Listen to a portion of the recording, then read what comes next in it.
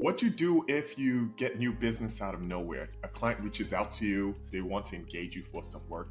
What are you supposed to do? In this video, we're going to jump into that. My name is Achimba Atane. I'm a full-time entrepreneur, angel investor, and attorney. Welcome to our channel, Business and Life Advice with Atane Advisors. If you stay to the end, I'll give you a bonus tip that's going to really help you secure more business.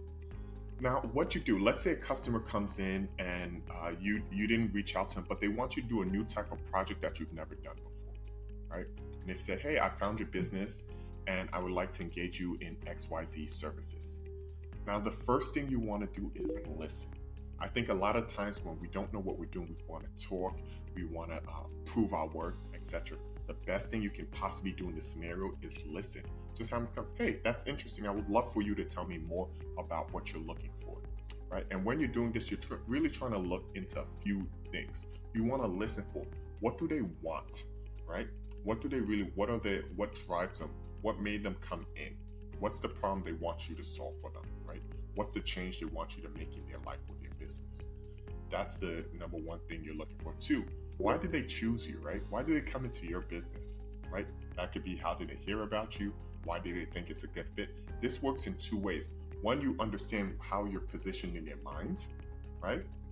But two, if you get them to restate why they find you valuable, it makes one less hurdle for you to emphasize while you're closing the sale later on. Next, I want you to be enthusiastic, right? As they're coming in and they're sharing, be very intent on listening. Be very intent in hearing them out, right? I don't want you to be overly enthusiastic, it's not like you're not professional, like you haven't gotten a job, but I want you to show interest. Think about it. What are the things that we love? We love when people show interest in us, right? We love when people appreciate us, right? How many times you really want to work with somebody? Have you ever met somebody and it doesn't seem like they really want to do business with you, right? Or they could care or you seem less. That may work for maybe some high fashion stores, but for most businesses, that does not work, right? People want to know that you're excited to do business with them, that you care about their problem, that you care about them. So show interest, right? Show interest, show a bit of excitement, really. Show that you really want to listen, understand their needs, and you're excited to potentially help them solve. That's the next thing. After that, I would say you have to make sure you ask questions to find out whether this is the right fit and you truly understand what they want. Can you solve this, right? What resources are you going to need? So you're going to dive into their expectations. Okay, you want this. This is what you want, then this is your problem. What's the time frame do you expect this within, right? You want to really understand. Okay, how do they want this to be presented to them, right? Packaged, right? What's their budget? Have they ever gotten something like this before? Because sometimes they may not even really know what they truly need to solve their problem, and you may have to educate them a bit. So finding out more things of that nature. Also, diving in a little bit more into why they chose you. So, okay, you came here. Did you? Are there any other products or services you looked at? Right? What did you like? What didn't you like about them? Okay. What's the most important thing to you? Really dive into asking questions, right? And the good thing is the more you do this, right, it may be very scary at first, but the more you do this, you're going to get much better with this going on because your business is going to continue to expand. So you're going to have more of these conversations. So once you pick up the skill, this may be a video you need to watch a few times, but once you pick up the skill, then you'll be able to dive deeper into this.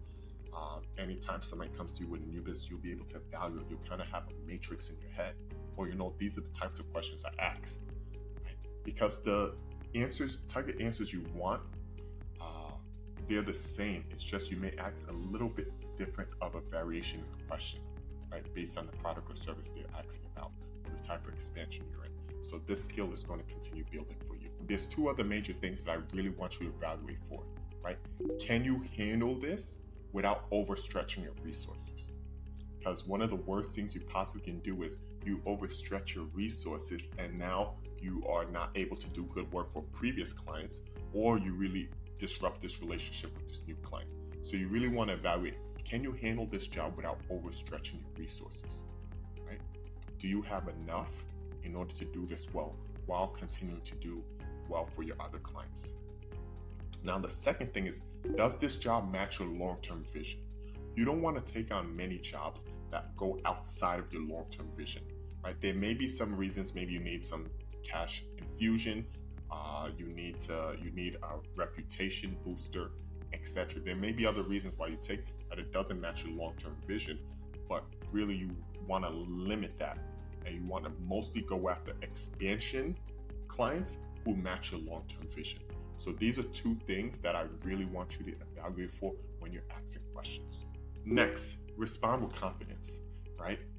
Not bluster, not just confidence. Responding with confidence doesn't always mean presenting. It also means questioning and saying, okay, you want this, this, and this, but you know that it's going to cost this to get here, right?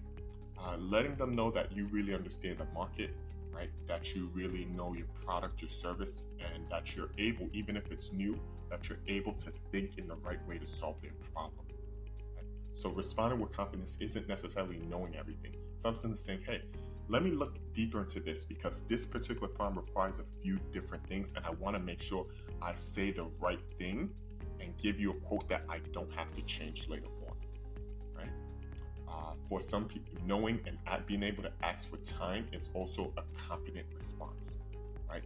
Key thing is once you do that, you need to know how to follow up, right? You need to present it well, present it clearly, and continue that relationship. And don't try to oversell it, right?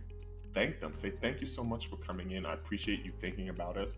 We would love to support you with this. These are the next steps typically in our process. How does that sound to you? Right? Being able to just respond, being concise, not saying too much, right? Don't try to oversell it. That's how a lot of people lose it. Think about it. When you sense desperation, right, or somebody overselling something, it changes the dynamic. Next, once you confirm the sale, over deliver.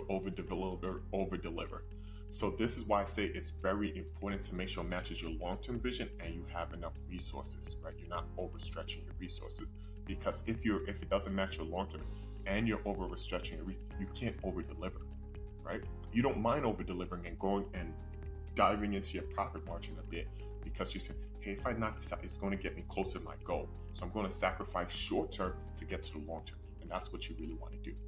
Next, after you follow up and build a relationship for success, right? Don't just over deliver and just leave it there. I've done that before. Don't make that mistake, right? Leave it there. Show them, hey, it was great working with you. I'm happy that you really enjoyed this. How is it going for you? What are the unexpected benefits you received from this? Just follow up and develop that relationship. Try to understand them more. Why? Because they represent a new market segment, right? And also, they're hopefully going to become your super fans because you over-deliver. They'll tell us, you may want to check out this vendor, right? The business community is huge, but it's small, especially niches. We recommend different vendors to our partners, sometimes our collaborative competitors. So this is something to remember. Your reputation is super vital. Now, bonus tip.